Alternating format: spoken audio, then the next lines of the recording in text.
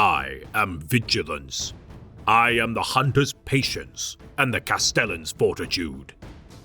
I am the burning brand that banishes the shadows, the shield that holds the monsters at bay, and the sword that pierces their foul, black hearts.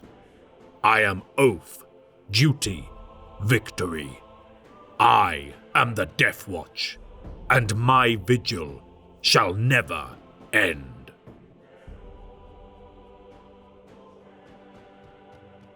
The armies of the Imperium stem the tide of devastation across the expanse of 1,000,000 worlds.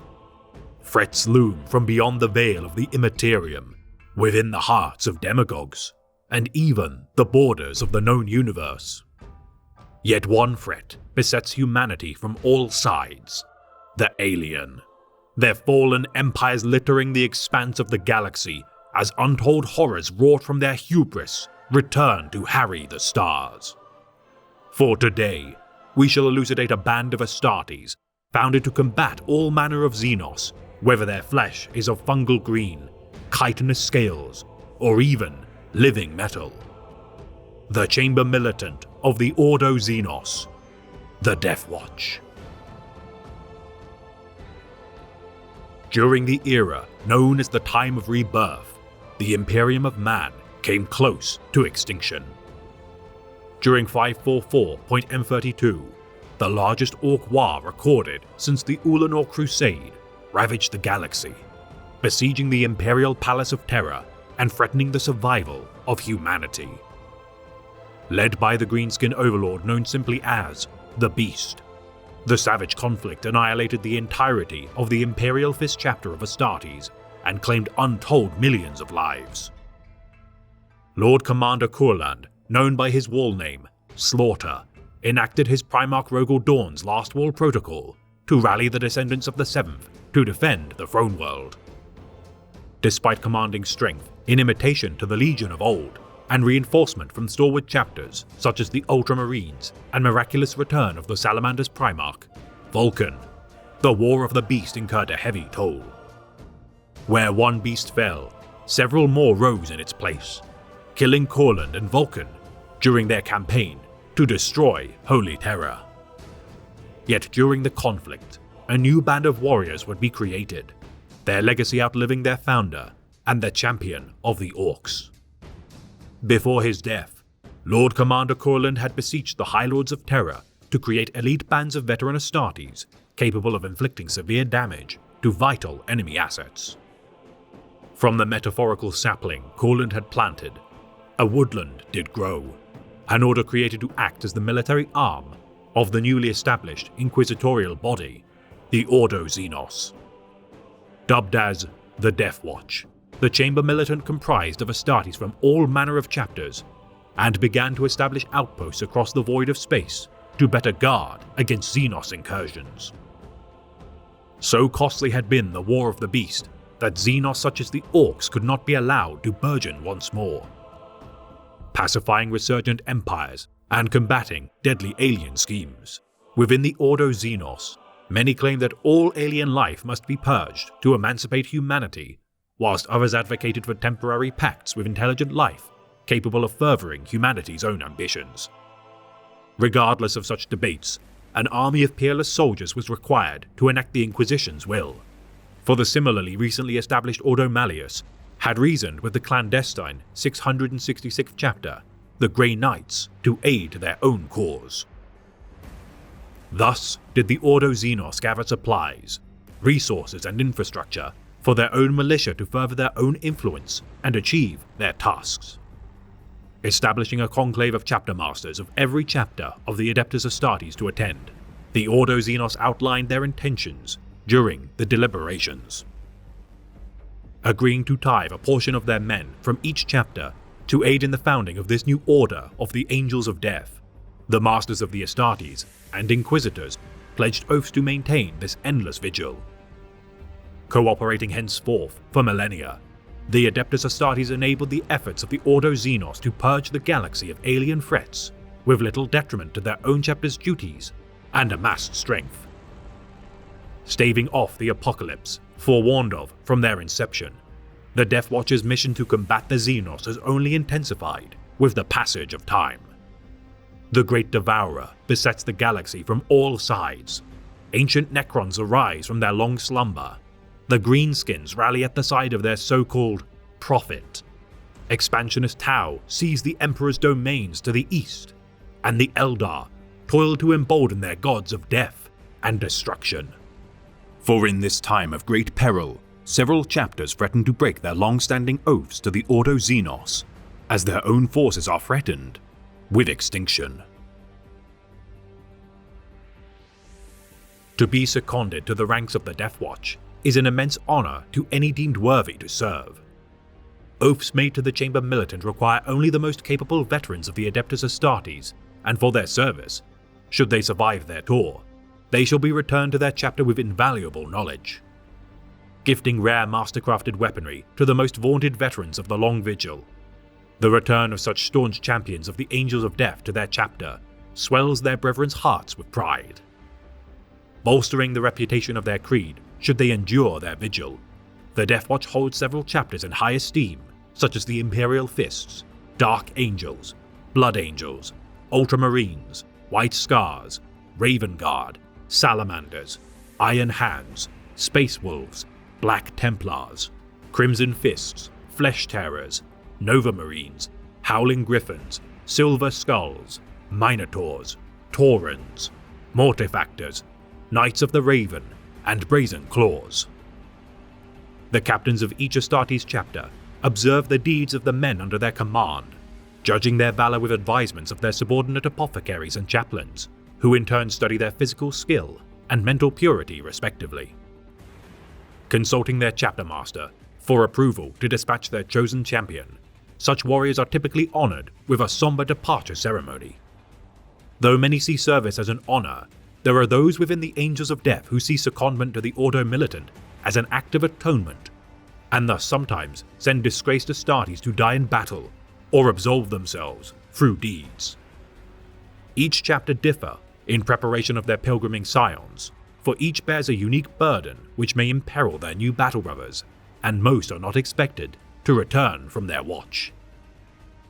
Space Marines of the Dark Angels swear an oath of secrecy to prevent censure of their creed, whilst those of the Blood Angels must steel themselves in order to contain their bloodlust. Black Templars abhor the use of psychic powers, yet must learn to fight alongside librarians, and superstitious warriors such as the Mortifactors shall invite scrutiny from more secular Astartes. Trained in the methods used by the Death Watch, such specialist tactics are a boon to any Space Marine capable of surviving their tour, and impart such knowledge to their chapter. Though proven warriors in their own rights, every inductee into the Order of the Chamber Militant must undergo grueling trials of physical and mental conditioning, for even those who have combated Xenos before have regardless never faced threats as terrible as those on the horizon. Hypno-indoctrinated with every piece of knowledge accrued by the Death Watch into their subconscious mind, it is by no means rare for such initiates of the Order to abandon their former legacy in order to remain a permanent member of their new vigil. Retaining the battle honors of their former life, such Astartes are burdened with the guilt of eschewing their former ties and must reforge bonds of camaraderie with their new kinsmen. Setting aside their former rank, captains and sergeants fight as equals within their kill team of 10 to 15 Astartes, typically all from disparate chapters. Combining their martial expertise into well-rounded squads of unparalleled versatility, this boon to their tactical potential is regardless marred by the many rivalries which exist among the Adeptus Astartes. United in their purpose to defend humanity, such squabbles are put aside in the name of the Emperor and their shared ideals to combat the Xenos menace. Hundreds of chapters have tithed their men over the millennia, and only one has ever been disgraced for refusing to contribute to their number. 3 chapters are honored for gifting the most librarians to their order: the Blood Angels, Blood Ravens, and Solar Hawks, with chapters such as the Crimson Fists and Nova Marines revered for contributing elite Xenos hunters to their cause. No other force in the Adeptus Astartes is solely derived of proven heroes of the Angels of Death, and as such, it is no exaggeration to state that the Death Watch is among the single most elite bands of warriors. Painting their armor purest jet black and retaining only their right pauldron in their original livery, defacement of such a crucial mark of honor angers the machine spirits within their ceramite.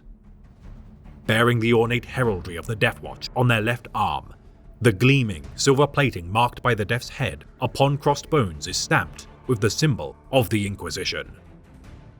Set upon the intricate pattern of the Litany Xenomortis, further engravings of the Catechism of the Xenos and Third Abjuration of Terror are permitted to further remind each battle brother of their duty to purge the alien.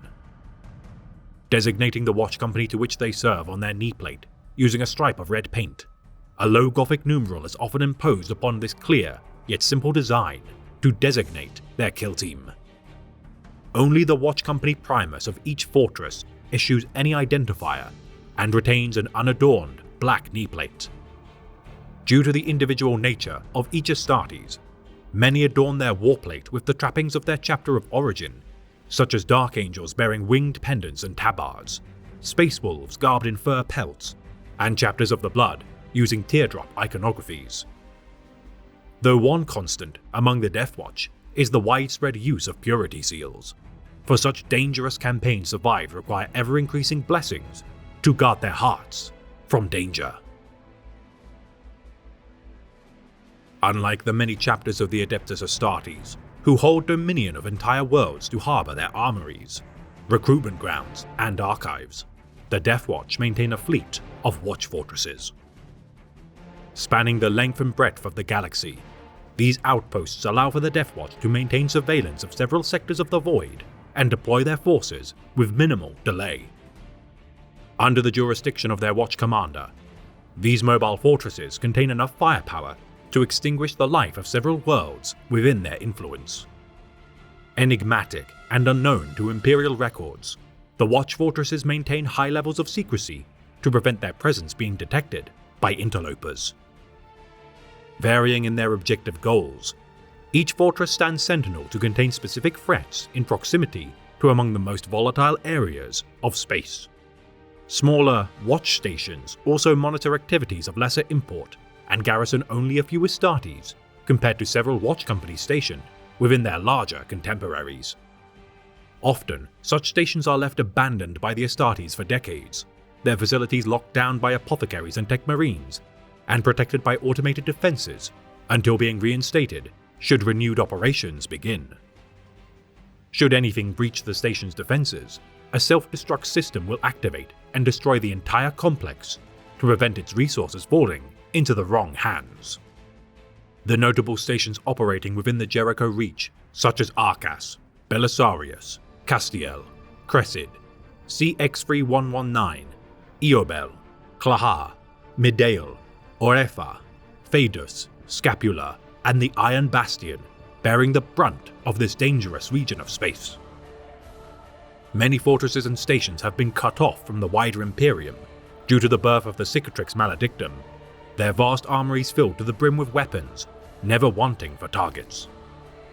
The headquarters of the Chamber Militant, Talassa Prime, stands as the only fiefdom world under the authority of the Death Watch, and is used as their primary training grounds.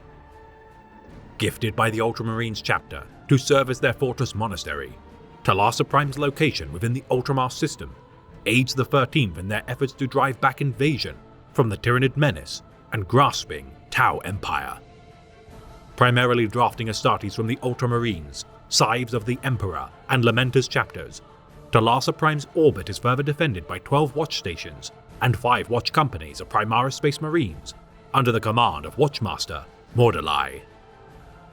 Watch fortresses such as the Eye of Damocles, Eriok, Damaroth, Zarabek, Fort Pikmin, the Furor Shield, Onyx Patrol, Praefix Venatoris, Bale Fortress, Castellos Nullifact, Doombreak, Eye of Octus, Fort Ajax, Fort Excalibris, Fort Nexus, Fort Obsidius, Fort Obsidus, Fortress Omega, Fort Prescient, Fort Starshield, Fort Valosia, Haltmote, Keep Extremis, Indomitus Point, Mortgard, Null Breach, Ramogan, Sentinel 9, and Watcher Keep, though widespread, struggle to replenish their forces.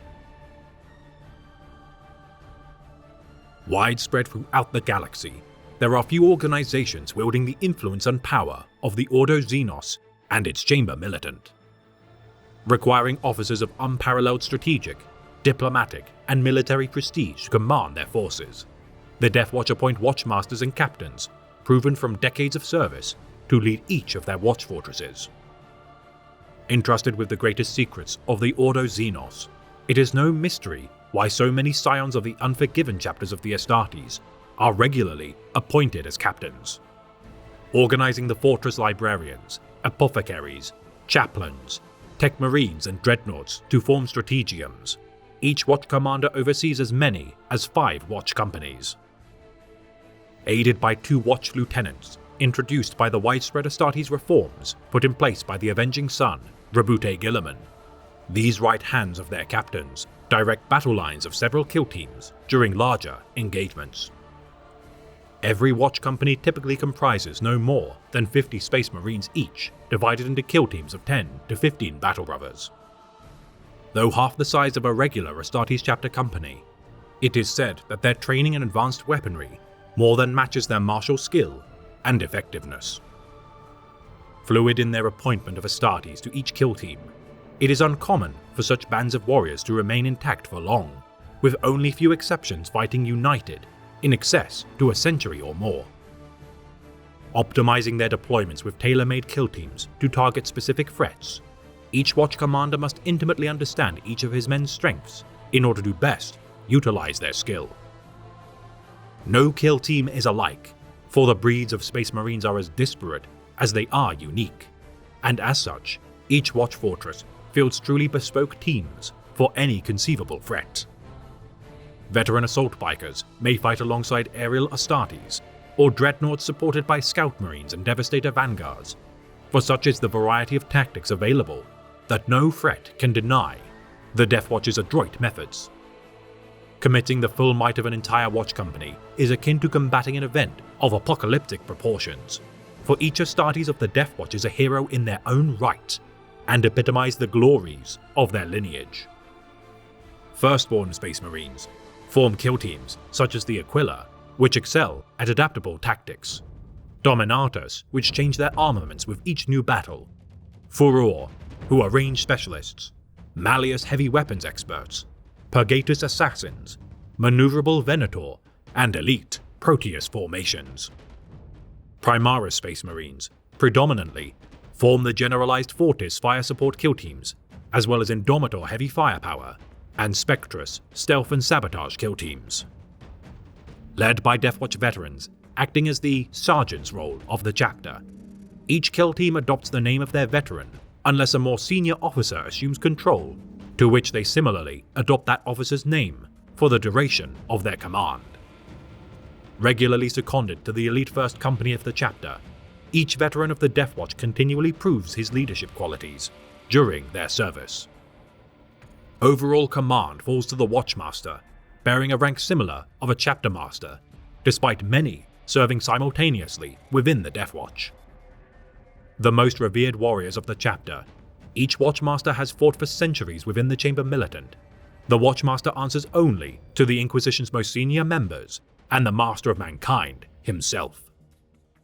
Burdened with the survival of the human race from the onslaughts of the Xenos, their authority extends even to the High Lords of Terror due to their expertise.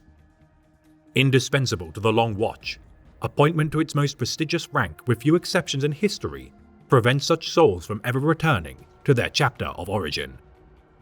Bequeathed a device known as the Clavis with their appointment, these artifacts of the Dark Age of technology, harboring artificial intelligences, contain override codes available to the Inquisition, capable of unlocking any mechanical device or machinery. Carrying vigil spears in imitation to the custodian guard of the Emperor, none can hope to slay such a paragon of humanity's might on the rare occasions they take to the field. Wise beyond measure, and among the greatest strategists of the Imperium, the Watchmasters endure their vigil until death, made in service to preserving the survival of humanity. Due to the entirety of the Chamber Militant's forces being comprised of veteran Astartes, the Death Watch implements an array of specialists, harnessing the diversity of expertise at its disposal. Champions are the finest warriors of the Order, their capabilities as warriors allowing for targeted strikes against the deadliest of foes, whilst inspiring those around them with zealous fury. Often bestowed their title by their watch captain, champions can also be divined through use of the Emperor's Tarot in order to enact the will of the Master of Mankind. Keepers are among the most veteran Astartes of decades of service and carry ceremonial weapons and armor into battle, often in the form of glaives, las lances, and immense two-handed chainswords. Their armor embellished with embroidered robes and helmets stamped with the Imperial Aquila. Keepers' duties often entail that they guard the most cherished artifacts, dangerous prisoners, and restricted areas of their respective watch fortresses. Kill Marines operate alone, trained to infiltrate and sabotage enemy positions, assessing threats before calling reinforcements to bolster their positions. The Kill Marines are self-sufficient, one-man armies. Often appointed due to their prior experience as scout sergeants, these recon forces are capable of independently quelling minor threats should the Death Watch be spread thin. The bespoke Master of the Hunt, not to be confused with the position within the White Scars chapter, is responsible for overseeing the hunting grounds of Watch Fortress Eriok.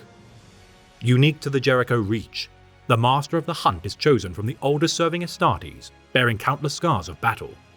Such an ancient Space Marine, working alongside the Forge Master of their fortress to maintain their operations and obtain Xenos specimens for study. Vanguard veterans excel in melee combat and have honed their instincts to best fight their savage foes. Informed on all manner of Xenos anatomies in order to best exploit their vulnerabilities, the Vanguard veterans are equipped with among the finest blades, warhammers, and lightning claws of their armories. Tech Marines of the chapter maintain the armaments, vehicles, and equipment of the Death Watch, and are given the opportunity to study Xenos weaponry captured by their kill teams. Promoted to the rank of Forge Master, should their endeavors prove invaluable in maintaining these exotic spoils of war stored within their vaults, these technical savants are privy to items beyond the purview of even the highest echelons of the Tech Priests of Mars. The demands of apothecaries require them to understand the genetic quirks of numerous Space Marine chapters, and as such capable medics are invaluable in preserving the gene seed of fallen battle brothers. Chaplains of the Death Watch must serve the myriad spiritual needs of their men, requiring intense study of countless belief systems and cultural values of several Space Marine chapters. Librarians of the chapter are most commonly recruited from the beginner rank of Lexicanium, often of unrefined yet promising potential. Proving their skill in battle and guarding the Order's secrets, their study of forbidden knowledge sealed within their vaults empower them with great wisdom. Raised to the rank of codiciers and even epistolaries on rare occasions, their service to the Death Watch often accelerates their progression as they gain knowledge and impart counsel to their watch captains. By virtue of their stature as a military arm of the Emperor's Holy Inquisition, the Death Watch are equipped with among the most exotic and powerful armaments. So influential is their creed that each kill team may requisition support from any Astra Militarum regiment or even Astartes from other Space Marine chapters. Their innovations made their war gear bordering on tech heresy, the Death Watch do not waste Xenos weaponry should it prove a potent addition to their arsenal. Offered the choice to retain their warplate from their original chapter or don an ancient warsuit from the Death Watch's own armories, there are no restrictions on uniformity of their equipment other than its symbolic coating in black paint. Their vaults filled with armor-bane missile launchers, balefire guns, barrage plasma guns, conflagration and furnace guns, immolation rifles, graviton cannons, hellfire flamers, and other deadly ranged weapons. Even the standard bolter has many variations available to the Death Watch. Thrice blessed and customized beyond the standard of even the most cherished relic of a typical chapter, several Hesh, Hurricane, and Artifex patterns are fitted with the finest scopes, auger lenses, and DNA gene grip bioveritors to prevent their misuse. Awarding Guardian bolt pistols to the most courageous Astartes, these one-of-a-kind sidearms are awarded by the Deathwatch's Tech Marines, inscribed with the warrior's name and deeds. Uniquely carrying shotgun variants of bolters into battle, the wide spread of its ballistic radius and hair trigger proves invaluable while cleansing space hulks and Xenos hovels. Maintaining vast assortments of melee weapons such as power falchions, spears, thunderhammers, and executioner axes, most prized of all are the strange Xenophase blades. Capable of cleaving the sturdiest of armor and psychic wards with its molecular edge, these ancient relics pillaged from slain Xenos are seldom seen outside the ranks of the Deathwatch. Incorporating hidden digital weapons, teleport homing devices, and soul thrall divinators, the enemies of the Deathwatch often do not realize the danger posed by the Astartes until it is too late to react. Loading their bolters with Dragonfire, Kraken, Vengeance, Hellfire, Hellspear, Derevenant, Tempest, Thermic Penetrator, Metal Storm, and even inertial fusion bolts, no enemy can resist the guns of the Long Watch. Their fleet, consisting of hundreds of frigates and rapid strike voidcraft, unique Dark Hunter variant destroyers, are fitted with sophisticated improvements to their design. Utilizing automated kill ships, often to enact exterminatus upon doomed worlds, these war drones, guided by complex war spirits, hide from sensors using cloaking devices inherited from the dark age of technology. Delivering their payloads behind enemy lines, the vengeance of the Deathwatch is felt not only by the blades and bolters of its Astartes, for some threats are best quelled without a warrior even descending upon their target's surface. Their prized dropships, the Corvus Blackstar, enabling swift air-to-air ground assaults. These craft are small enough to negate being detected from orbit before unleashing their deadly cargo. Such surgical strikes crucial in catching Xenos unawares. Veteran Tech Marines pilot such warcraft, and after achieving aerial superiority, enact strafing runs to support their battle brothers on the ground. As a highly autonomous organization, the Deathwatch have little oversight, and as such must be highly self-sufficient. Though many chapters of the Space Marines are distrustful of any branch of the Inquisition, the shared heritage and customs of the Astartes of the Deathwatch help to ease tensions. Occasionally, a Lord Inquisitor commands watch fortresses in the stead of an Astartes watch commander, and on rarer occasions, the actions of more radical proponents of the Inquisition who ally themselves with Xenos are punished by their Puritan chamber militant. Technically, the allegiance of the Deathwatch to the Ordo Xenos does not entitle the Inquisition to command their ranks, yet bonds of camaraderie, united by shared purpose, allow for their continued collaboration.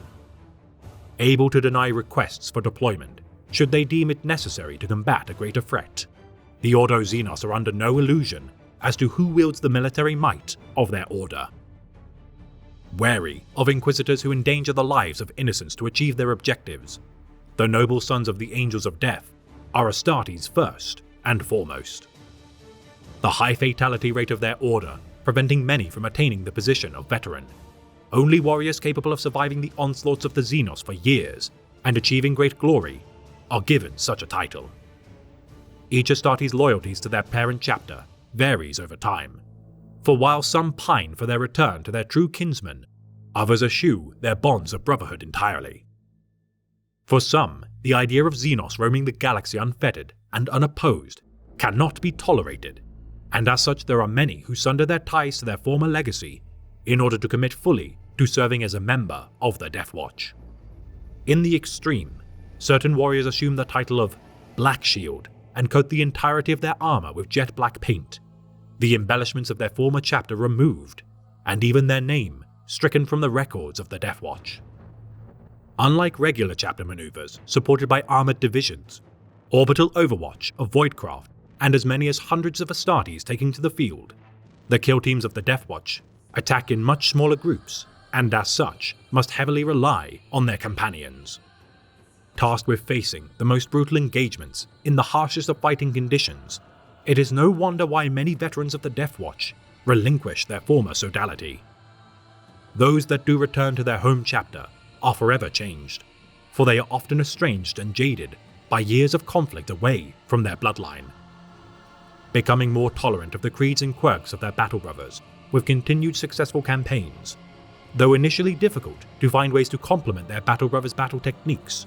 With time, such Astartes learn to appreciate their differences. For the enemies of the Imperium are legion, and alone, no matter the pedigree of the Astartes who combat such threats, armed with the greatest weapons and strongest of armor, cannot hope to stem the tide of the alien. It is no easy thing, taking accomplished battle brothers from such proud and disparate warrior cultures and meshing them in a single, optimized combat unit. It was never meant to be. One does not forge a blade without fierce heat and violence, after all.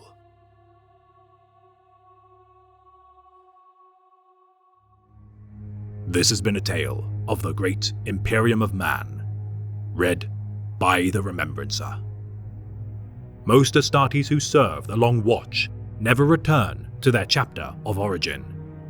Some die with the memory of their kinsmen in their hearts, whilst others find purpose anew as the blade forged to face the alien. Never forget those of your past who shepherded you through life until now, for their imprint remains to this day. For your actions too shall be felt in the hearts of those treading new paths, and your actions shall remain cherished should you support them in their new endeavors.